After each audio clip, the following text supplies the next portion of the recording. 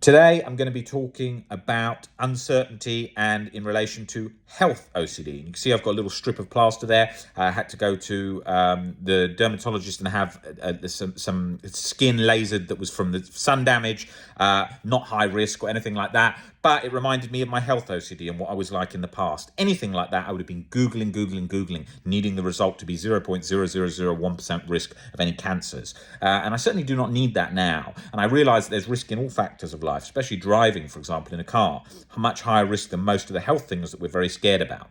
And that's something that I wasn't aware of because I was glued to this illusion of certainty where I was completely in the OCD trap. Where I was fixated on, only when I get relief from that, then I'll be at peace, which was a load of garbage because it would just keep moving. Second one, doctor said one thing, then go to the next. Oh, what if they made a mistake? The next, more test results. Oh, what if they missed this? What about this symptom? And then just going round and round and round down that rabbit hole as OCD sort of fires up the nervous system, creating more symptoms and so on and so on. And that all goes like that. Now, with that, it's very easy now looking back to see the errors of my ways where I was going down that chasing trap. But when you're in it, you forget that and you think, no, I really need this. Mine's different. I'm higher risk. I've got this. Oh, I can't accept that. What if it's in a particular part of the body which is so fatal and so dangerous and all these kinds of things? And it's easy for me to look back now.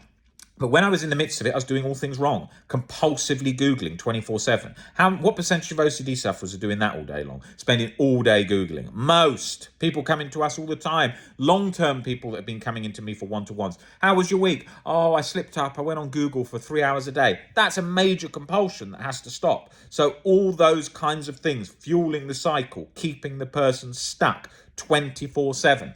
And you need to be reminded of these things. You need these sort of tough wake-up calls because otherwise, if you don't, you're going to lose so much time by that. Think about how much time you spend wasting doing checks. I was going to doctors all the time, 24-hour tests all the time, spending fortunes on that, thinking, oh, if I just get relief, then everything will be fine. But I was missing all the time being spent doing those checks. Now, I don't care about most things in relation to health. Of course, you have more concern when it's something more serious, but there's no chronic anxiety, that sort of lingering in cortisol soup 24/7, as I often say. And that is very much what it feels like when you're stuck with health OCD. The second you wake up, you're like, oh my God, when that test result comes in, then only I can get back on with my life then. And then that sort of rapid internal chase to freedom. And in my journey, I have worked with people with end-stage cancer, people with very difficult diseases to live with, and in my life met many of these cases. And what you realize is you meet people that you're like, Jesus, they're not even concerned. Like they're just living life. They're just going with life. And then I realized how anxious and sort of I was over small things, whereas other people, even in facing death in the face with lots of risks and lots of surgeries, and they don't like it, and of course they want rid of it, and of course they're anxious at times, but the way they were handling it was a hell of a lot better than the way I was handling it when there was a 0.001% risk. And that opened my eyes to lots of things. And I did tell a story on here, I can't remember when it was, maybe a couple of months ago. I did a video on this. About 8 years ago, I had some people staying in my flat, flat that I had in London about 8 years ago when I was out of town, and they were Airbnb. They were from Airbnb, and this was when Airbnb had sort of started. And they came and they stayed, and they were about 18, 19 years old, and they were from Holland, and they were a lovely couple. And I came back early from my trip, and I was renting out one of the rooms, and I thought, oh, okay, well, I'll stay in the flat. And so I said to him, oh yeah, I'm going to come back and stay in the flat, no problem. Came back, stayed in the flat, and I got in, and they'd like been having a party. There was alcohol all over the kitchen tape stuff. I came in late that evening, and there was like clothes on the floor and everything, and I thought, fucking hell, this is a disaster.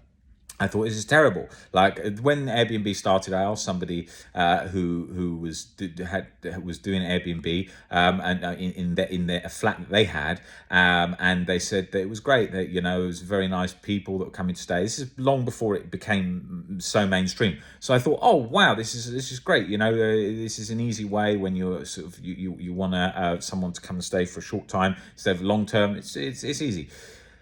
Anyway, this was probably about 10, 15 guests in. I think I had about 700 guests stay over the years. And they came and stayed. Yeah, I don't know. I can't remember if it was at the beginning. Maybe it was in the middle. Can't remember exactly. But basically, what happened was they stayed there, and so I was like, "Fucking hell!" They've completely left the place a mess. And so the next day, I woke up. I was like, "Right, I'm gonna have to speak to them. This is not good. Obviously, not going to be leaving a good review, and I'm going to tell them to leave early because the whole house has been left a mess. And because it was late when I came in, I thought, okay, I'm going to tell them." So I go into the kitchen, and I sit down there, and I think, all right, I've got to speak to them. I've got to tell them. And so I'm having something to eat. And then the girl, there was a couple, and the girl comes in, and she's like, "Hi, Rob, how you doing? It's just so nice of you letting me stay here. We've had such an amazing time. We love it here." Anyway, and I was like, "Oh, okay, thank you very much." So it started off very, very nicely. So I was thinking, okay, I have to tell them in a minute. And she's like, "Do you want a drink?" And I was like, "No, I don't really want to have a drink of alcohol about 11:30 in the morning." I was like, "No, but thank you very much for offering it." And then she had a drink. I can't remember what she had. And then I said, "So tell me a bit." So bear in mind, I'm gearing up to tell her this story. To tell her that I'm not happy about this. And so she says to me, I said, "So what have you been up to?" And she's like, "Oh, we've had such a great time. We've been out a lot. We've been partying a lot." And I'm thinking, yeah, you're damn right, in the bloody house, you know. I knew exactly what was happening. And so then she said, "Yeah, well, basically, so I've been in hospital for the last like 2 years, in and out. I've got leukemia or something." I think it was leukemia. And I was like, "Oh God, this is terrible, this story." And it's obviously massive shift in my head straight away. Like, because I'm suddenly going into, you need to leave, I'm not happy with things. So suddenly shifted to, this is so bad. Like, you know, she's a 19-year-old girl, she's on holiday. It's really sweet how she's been with everything, how she's talking to me, and I'm thinking, God, it's terrible. And I was like, "Oh," and so she's like, "Yeah, but I'm like doing all right at the moment. Like, it seems to have cleared.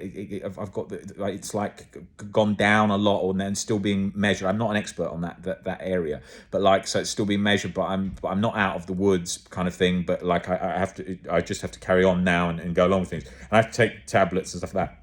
And I was like, Jesus, I was like, should you be drinking in the morning like this and stuff like that? She's like, "Yeah, she should be all right, you know, but you've got to live in the moment, you know, like." And I was thinking, fucking hell, this is a girl 19 years old telling me about this stuff, you know. And I was thinking, I completely agree, and this is terrible.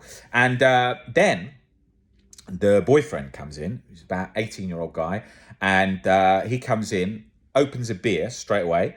And he's like, "Rob, thank you so much for letting me stay here. So nice staying here. Really nice again." And so I was like, "Oh, I'm glad you guys have had a great time. So tell me a bit about, yeah, how did you guys meet?" And they're like, "Well, I met her in the hospital." And I was like, "Oh." And I said, so what happened?" He's like, "Well, I've got brain cancer. And I was in the hospital and I met her. And we basically fell in love." And I was like, this is terrible. Like, the two people, 18, 19 years old, both with cancer. I'm about to come in here, give them a lecture and tell them to leave the flat. What the hell? This can't be the case now. It's completely changed. And so I said to him, "God, this is very, very sad. It's obviously a shocking story to hear this." And I said, how are you doing?" He's like, "For me, it's not great. For her, she's good, more or less good now. But for me, I'm like 50-50, to be honest, Rob. I've got some surgeries coming up and, like, you know, it's not great." And so I was like, whoa. I was like, "Are you supposed to be drinking?" He's like, Not really. But he said, "Look, I have no idea how long I've got. So I'm living in the moment." He said, "My family, they told me to stop drinking. They said, don't enjoy things." He said, "I'm not drinking because I'm depressed." He said, "I'm young. I'm 18 years old. I want to live life." I was like, "Yeah, I can completely see that, and I completely understand that." I said, "So what are you doing today?" He's like, "We're going out. We're gonna go and have a few drinks. We're gonna have a laugh, you know." And I watched them, and I saw them like embracing each other, hugging each other, and I could see how they were living in the moment. And I thought, Jesus, this is unbelievable. What a shift. You know, even when your thinking is more rational and you're in a much better position, when you see things like that, it's a sudden bang, wake up in that moment. Like I was annoyed about that situation with them and some other things, just general life things, and bang, wake up. And so then you think, what am I complaining about? Look at that. And it's an amazing thing. It's very liberating when you see something like that to yourself, for yourself, when you take it in deeply. You think, oh my God, because otherwise you're comparing the rest of the world all the time, aren't you, in general life? Like, oh, they look all right, that looks good, oh, everything looks like that. It's all crap. Everyone's got millions of problems and things. When you've got two people facing such a difficult problem, it makes everything feel very liberating and free in that moment. Because now I know when you have harm OCD or something where it's trying to tell you you're guilty and that, it can override all that and say, yeah, well, I'd rather be in that position because my thing's so bad and no one will love me and whatever. So it can override all that stuff too. So I'm not saying it doesn't, but I'm saying in general life perspective, and you can get under all of the harm OCD, the same with unconditional self-life and other acceptance, but I'm saying you've got to remember these things for general life, and it's so key. And I was that sort of blew me away a bit, that one, because I wasn't expecting it at all, because it was such a shift. And like Albert Ellis often said about anger, he said an anger analogy. He was saying there's a man on a train and there's a guy prodding him in the back over and over and over, and he's getting so angry and he wants to turn around and hit the guy, and he looks around and he notices a blind man's stick. Then he thinks, oh my God, all the anger goes straight down because he feels sorry for the guy, and there's that human connection and that seeing someone's difficulty, and it all changed. And that's the same in that situation there. And the girl, she painted me a picture of a parrot or something. She was like an artist as well, and I've got that in my house. I'm not in my house right now, but if I was, I would show you the picture, and I have shown it in another video in the past.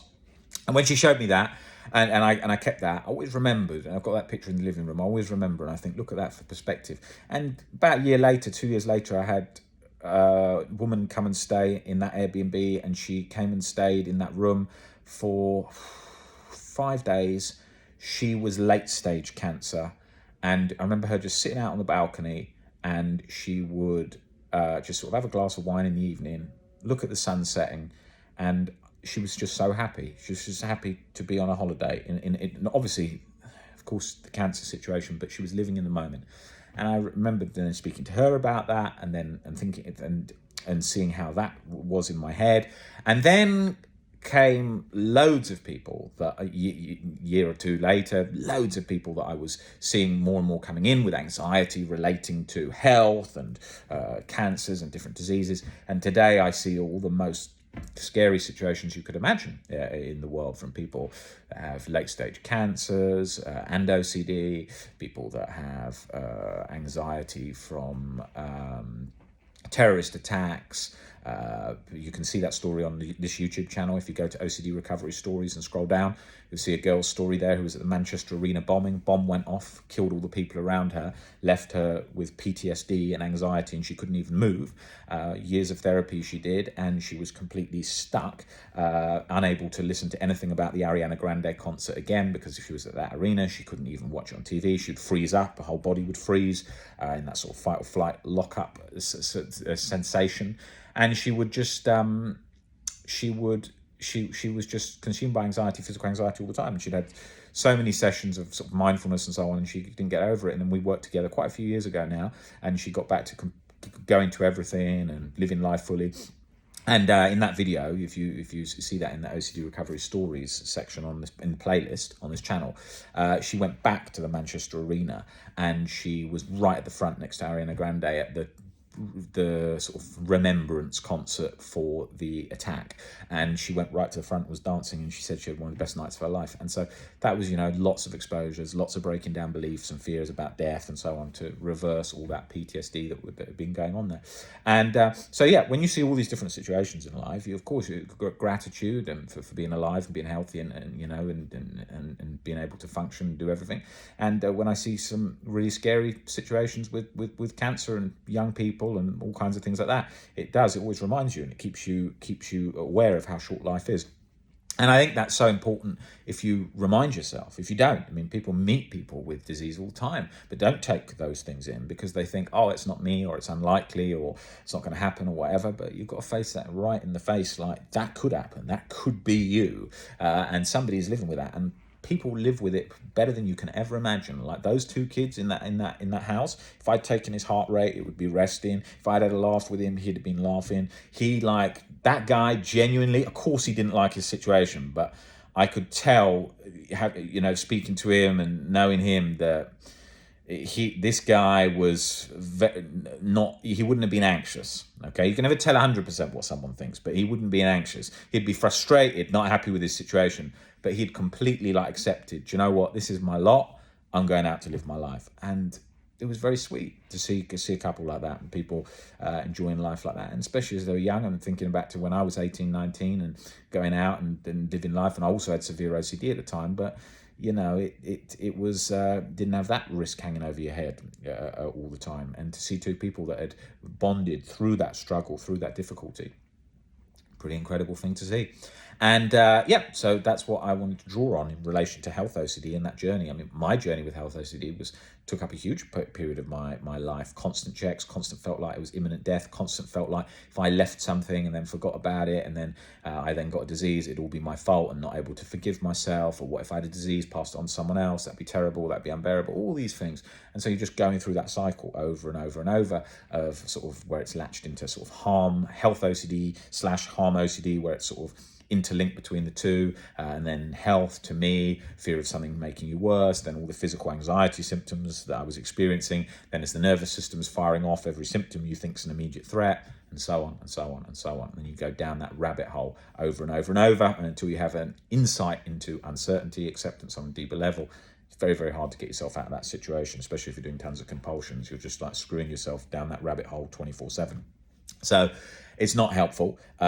Doing those compulsions over and over and over is getting you nowhere. You have to give up the compulsive Googling. You have to go up going to the doctors all the time. I used to go to doctors 2-3 times a week, and it sounds crazy looking back, but it felt life or death, like I had to be in there. Barely ever go to the doctors these days, and it's just so different to where I once was.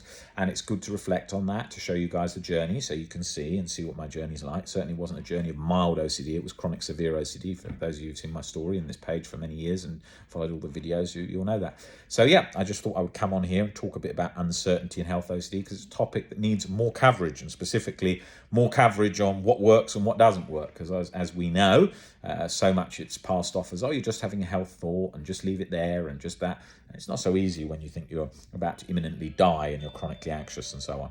So guys, I will see you on the next video. The next video will be in the next day or two, and I will speak to you then. See you, everyone. Bye.